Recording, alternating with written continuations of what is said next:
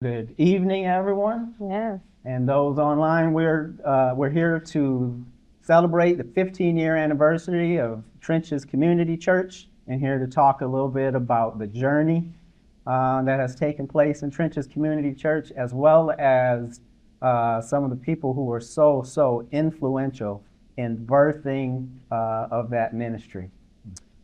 I want to ask a first question to you, Pastor James. When you look back over your journey, we talked, and you talk about there being like levels or stages in the process that God led you through to become a pastor and start a church. Can you tell us about those levels? David went through three different anointings, right? He went through three different grace periods for his life, and that's what I kind of see God has done. It started with because my grandmother used to always speak over me you're gonna be a pastor. You're gonna be a pastor. And I was in my mind no, Grandma, I'm not doing that. I'm going to the NBA. That's what I was thinking. But she was speaking over my life, and my grandfather was a praying grandfather. So God was blessing me even then, and I didn't realize it. And then when I went to Christian Life Center, got born again, I became the youth pastor there. So that looks like another level of grace. And then Mount Zion, right, there it was another level of grace. For sure. Where it was an impartation. And then that's kind of the journey to becoming, a senior pastor, a lead pastor at churches. Okay. Yeah. So when you were talking about when did you, so there was a period of time how did it come about? Was Pastor James talking to you about, I think that God is leading me to start a church? And what were your thoughts during that time? James approached me and said, I think God is leading me to pastor a church or to become a lead pastor and plant a church. And I said, I didn't know because I wasn't hearing that. And so I was very intentional on withholding my opinion about it because I wasn't hearing it. And I didn't want to persuade or dissuade him in that area because I know how influential my voice can be in his life. So I wasn't hearing it. And so I had to trust two things. I had to trust his history with God, because I knew that if God stopped talking to him about Trenches, he would pull back. And so I had to trust that. But God never did. He kept coming to me. God gave me the name. God gave me a mission. God gave me a vision. And so then I had to trust also our history with how we did things, because we didn't really make major decisions without both parties feeling at peace about it. And so he never rushed me into the peace, but I remember being in Sunday service with Pastor Moore because we were very comfortable. I was very comfortable at Mount Zion. We were growing. It's real important for me to establish friendships. We were establishing friendships at the church with other couples. He was establishing his role as a youth director, and we were very comfortable. So I was but then he taught in Genesis about Abraham leaving his father's house. And I know that wasn't the context about us leaving, and starting a church, but that's what I heard. And that's the first time that I got clear on, okay, it's time. And I just started crying. I looked over him, he started crying. So we must have been hearing the same thing. So that's kind of how it was for me. Wow. And that was like the seventh time, because I went to Pastor Moore 6 times, and he gonna talk about it. I went to Pastor Moore 6 times, and he just kind of pushed me back out there and go, okay, go do youth ministry, and then we'll see what happens for what period of time. Yeah. Well, speaking of that is a question that we're going to ask Pastor Moore. So I did hear that Pastor James approached you several times, and it was no, not right now, not right now, and then I guess the last time you felt that it was time. Can you share any about the insights there? Yes, of course. First of all, when James came to Mount Zion, I knew he wasn't going to stay. When James came to Mount Zion, I knew he would have been to the pastor. So I already knew that. And so my role, I'm an equiper, you know, and I grow leaders. And I know that everybody comes to Mount Zion is not coming to stay there, but they're being prepared to maybe go somewhere and do some things. So I'm watching him. And I know the process of leadership development. And hearing what Michelle has said, part of that waiting was to make sure that he had done the things that he needed to do. That when he actually moved, he would survive and thrive. And part of that is dealing with relationships, For sure. positive and negative relationships, dealing with conflict, Conflict? pushing plans that Not that actually would cause growth, Yeah.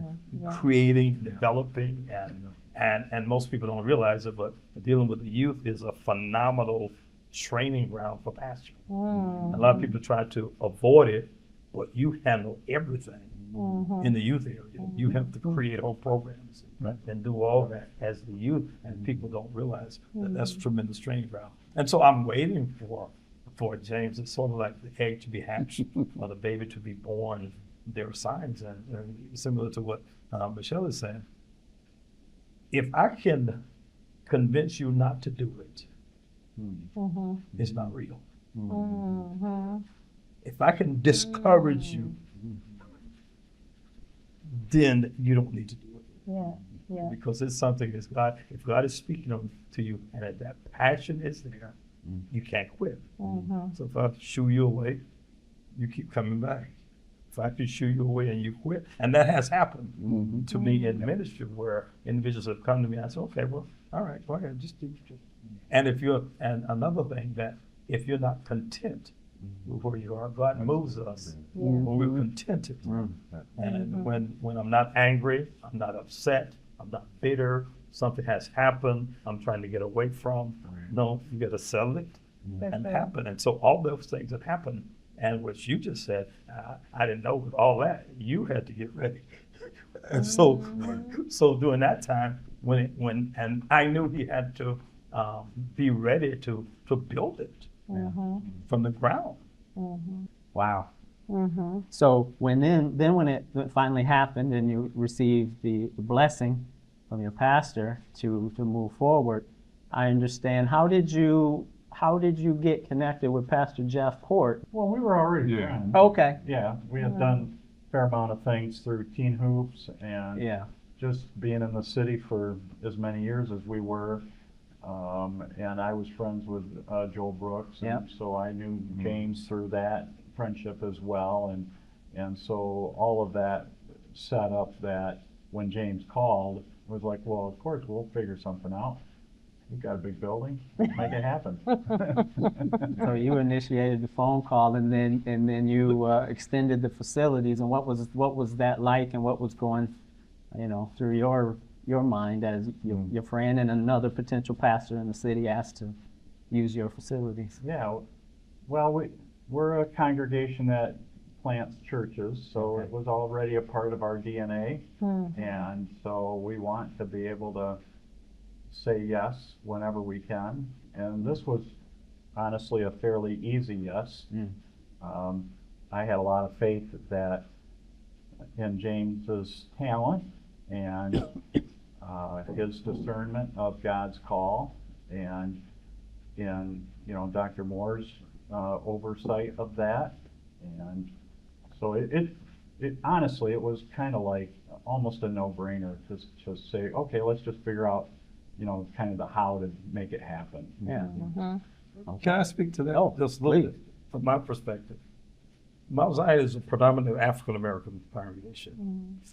God was calling James to do something different. And so in so doing, it's much bigger than James. It's what God was doing, not only with trenches, but with races. Because I think James is one of the churches that were intentionally started to bridge the races. So his church wasn't all black and then whites and others came in. Mm. It wasn't all white, then blacks came in. Usually that's where it happened, from the ground. Right. He was embracing them. And so then, no, we're part of that. But now, as Centerport, they were accustomed to planting churches. Our church was not. And in the African American vein, most churches are not. Right. And so therefore, we're talking that we've got to do this and navigate this now.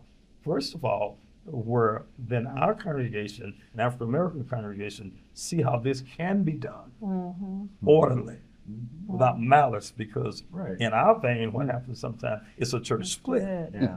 Good. Somebody gets angry Yeah. and starts another one, and you split the congregation. Yeah. So it's very careful in my mind. Okay, God is doing this now, so we've got to navigate this thing wherein there's no friction Right, and there's no opportunity for Satan to come in and cause division. Right. Yeah. And so we're talking, okay, you need to probably do this, and it was like, okay, the best place is not to have it at Mount Zion. Mm-hmm.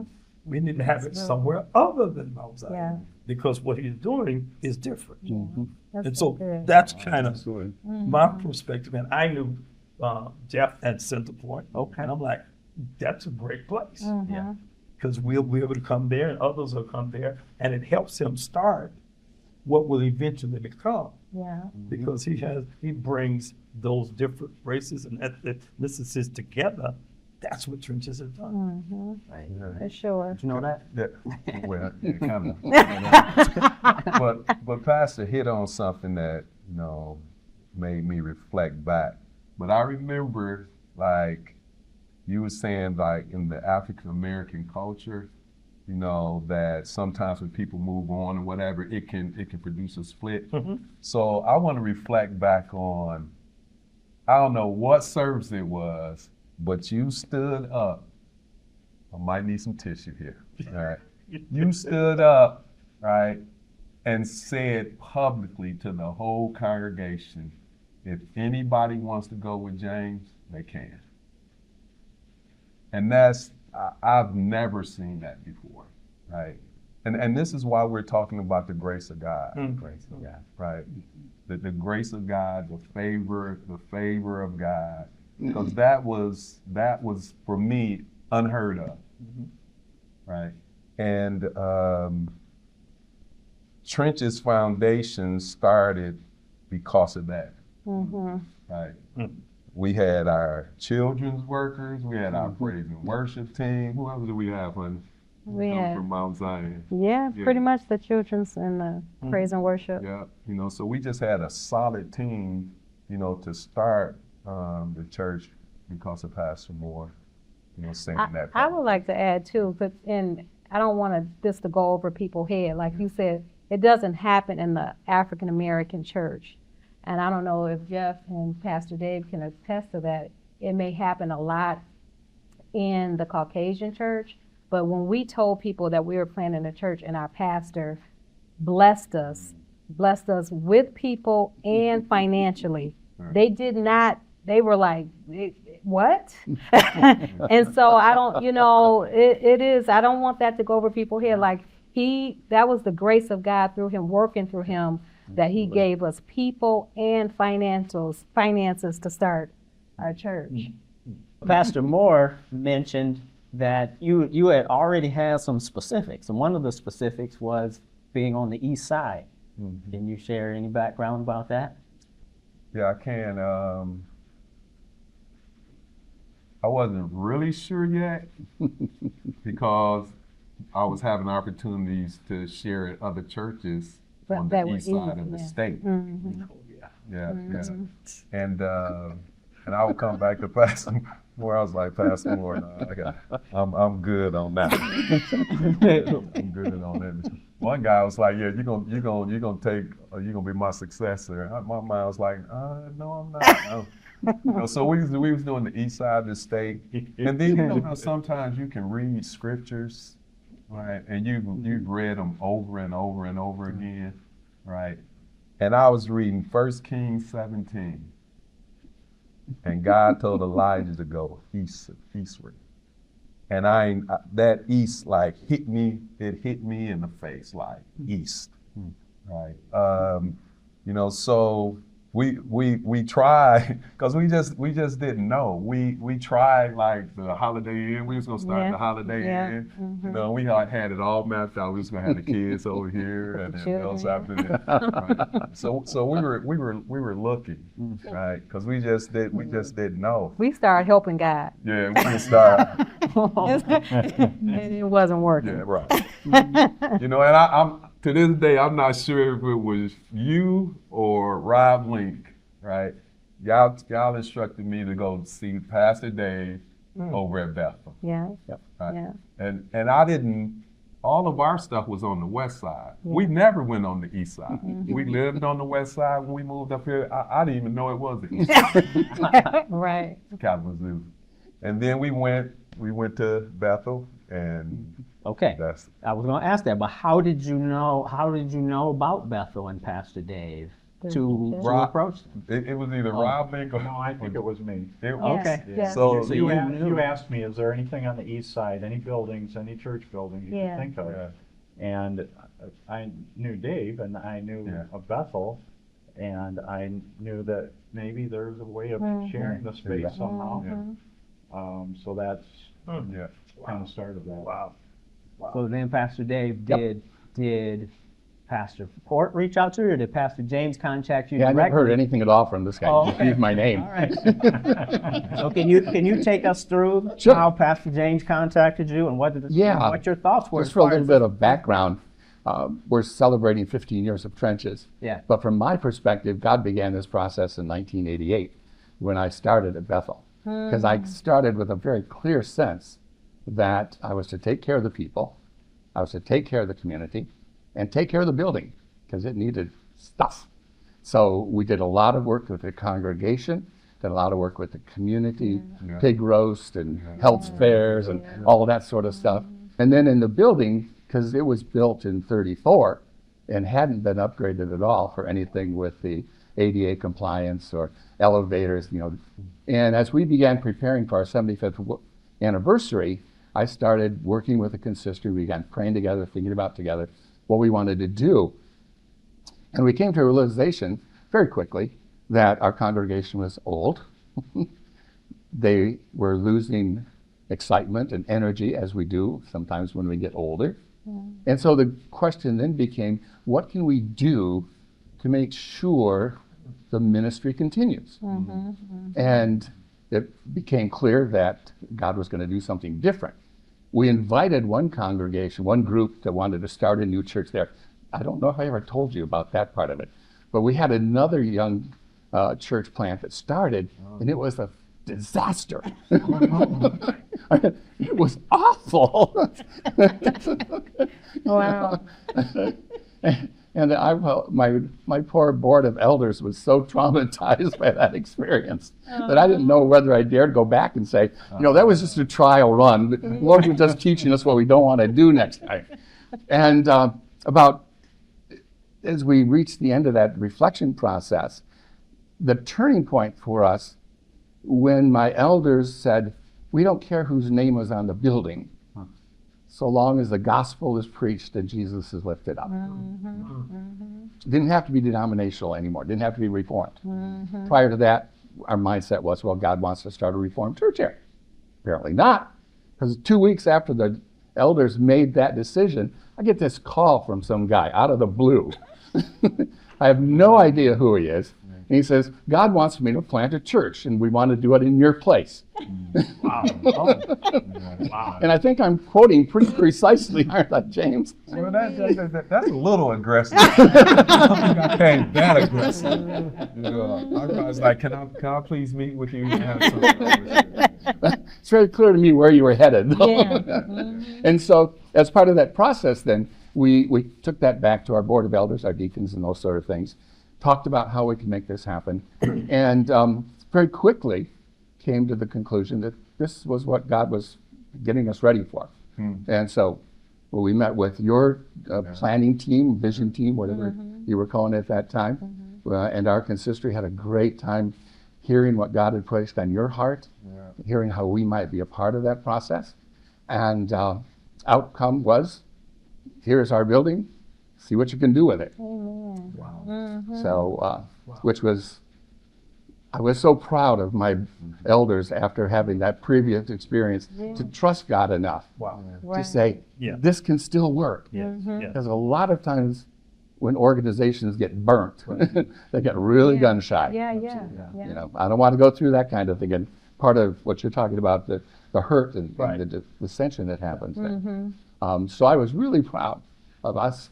And so we came to your team and said, let's try this thing. And we did.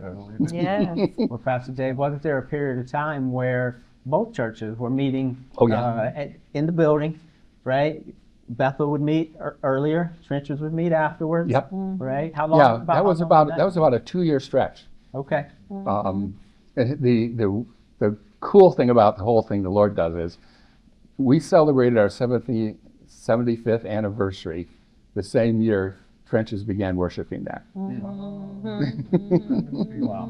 Wow. And 5 years later, because we were together, I think, over 2 years. Yeah. It was well over 2 years. Where we shared the space, shared the building, made adjustments on both our parts. Yeah, for sure. Yeah. So there was that overlap. We had changed our worship time to an early time because we didn't have as many people, and you had people and needed the 10 o'clock block time, which is traditional church time. So we shifted around schedules, made some adjustments in the building to make things work better for that. So we had that overlap for a couple of years where we were kind of dating at that point. Yeah. So then, after that couple years, then how did it come about? They said, now I think it's time, rather than share this building, that we pass it on. About 2 years into that process, it became clear that the Lord was blessing what was going on there. And we didn't want to be in any way standing in the way of that. So once again, our consistory, our deacons and elders came together and said, you know, let's just give them the place. And that's, you don't do that in the Reformed church. We don't give it, you give it to another Reformed church or something, right, Jeff? You don't give it to a non-Reformed church. And so once again, I was so pleased and proud of my elders and my deacons to say, this is a lot bigger. What God is doing here is a lot bigger than what we thought it was going to be. Yeah. And so we made that offer to Trenches, and James said yes. And so it took us about, maybe a year, I suppose, to work out all the details and angles and things like that. Wow. So we shared the building for almost 5 years. I think we still owe you $1. Oh, Yeah, I was going to mention that. But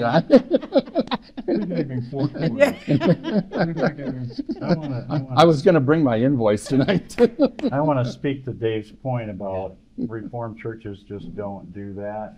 He's really saying a lot in that statement. And I can say that as one of the senior members of the classis, which is the groupings of Reformed churches in our region, that the most memorable experience I've ever had in classis was the meeting in which Bethel gave the building to Trenches, and it was just like, this is an amazing act of humility for Bethel to give this asset to a church that is different ethnically, different denominationally, but are all one in Christ.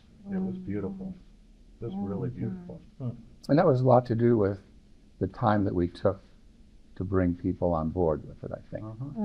Because we had kept the classis, our local judicatory, involved with what was going on. James, you had met with folks in our program, in our process.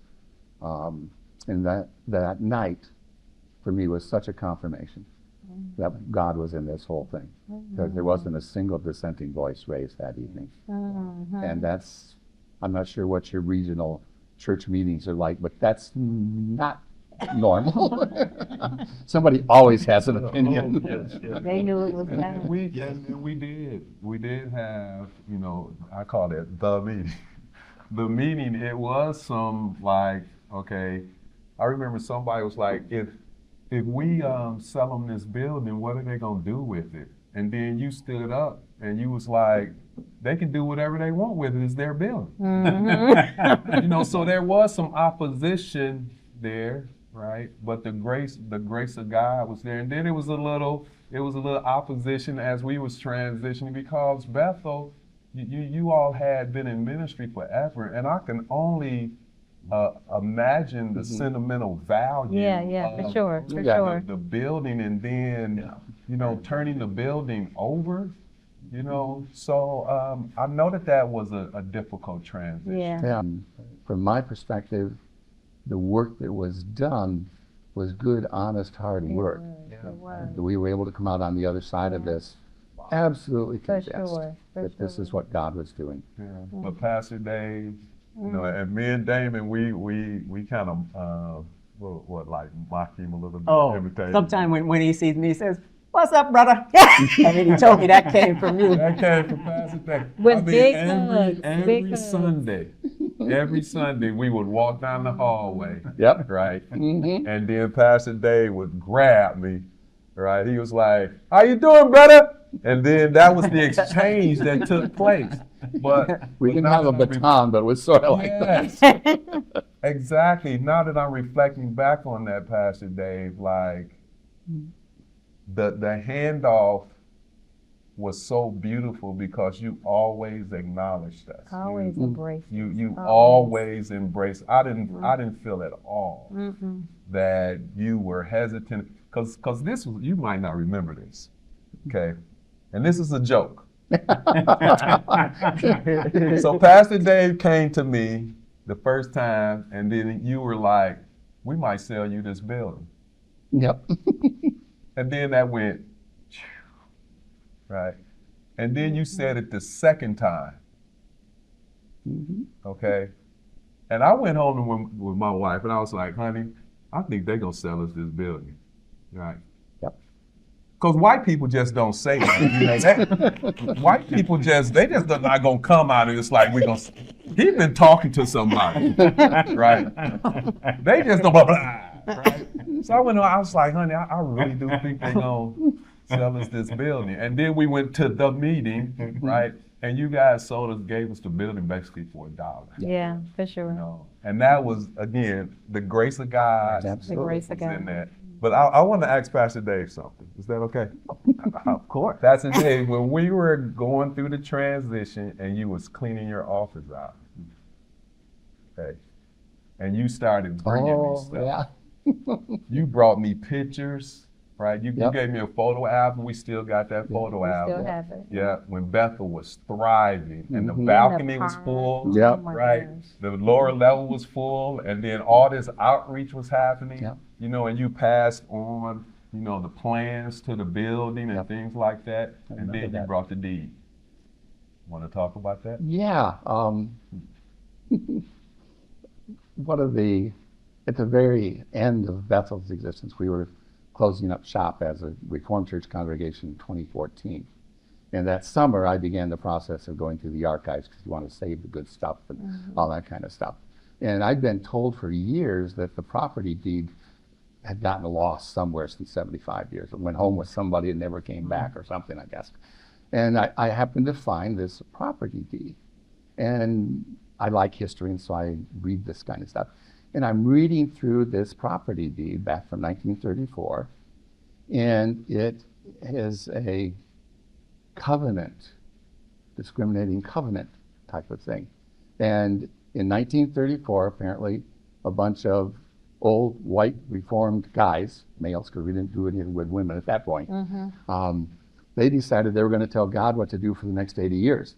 Because they said the building could never be conveyed to anyone not a religious organization, and it could not be conveyed to a non-white congregation. Oh my word! It was, Oh my you know, I'm looking you at serious? looking at a restrictive covenant on our church. Yeah. And I had No. Yeah. Yeah. Yeah, and it just astonished me with laughter, to be Yeah. honest.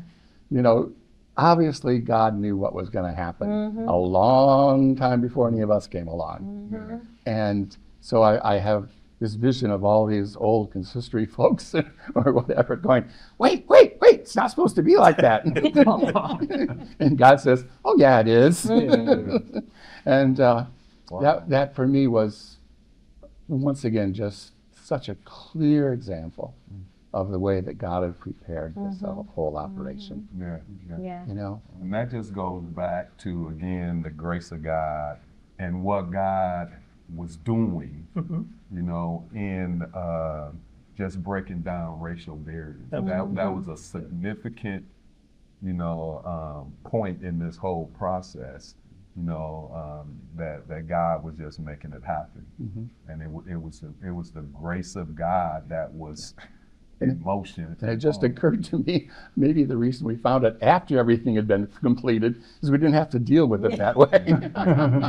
Oh, it was after it was done. Yeah, it was all done. I mean, this was a done deal. I just thought it was interesting Property had that- been transferred and everything. that you was gracious enough to like share that, because that shows that that wasn't your heart. But also it goes back to what Pastor Moore was saying, that God was raising James up in a different way to embrace the different races. Absolutely. And so he's given the building to a man that doesn't have that in his heart, like the separation of races. Yeah. You know. Yeah. And I asked God that, like, you know, because I grew up, you know, in a community where, you know, there was still racism, and we had to walk from an all-black township, right, to Ferndale area, Roanoke Township, right. We had to walk through there, and we used to get called names. We used to get chased, and I was like, man, God, why did it become bitter Or hateful. or Yeah. hateful, right? And I believe He spoke to me and was like, because I was raising you up for a time like this, you know, that you didn't have this thing in you, you know, about human beings and different people. Yeah. You know, so all of this is just so significant. Would you mind sharing briefly why the name Trenches? Yeah, and to this day, I was looking at something, a special on Michael Jackson, Okay. downstairs in my little family room. And Trenches just came about. I don't know how it came about, you know, but Trenches is an agricultural term, not a warfare, you know, term, right? And, you know, if you have water here, right, and then you have dry land over here, you dig a trench, right, so that water, all right, can. I'm probably speaking Pastor Moore's language because he's a gardener.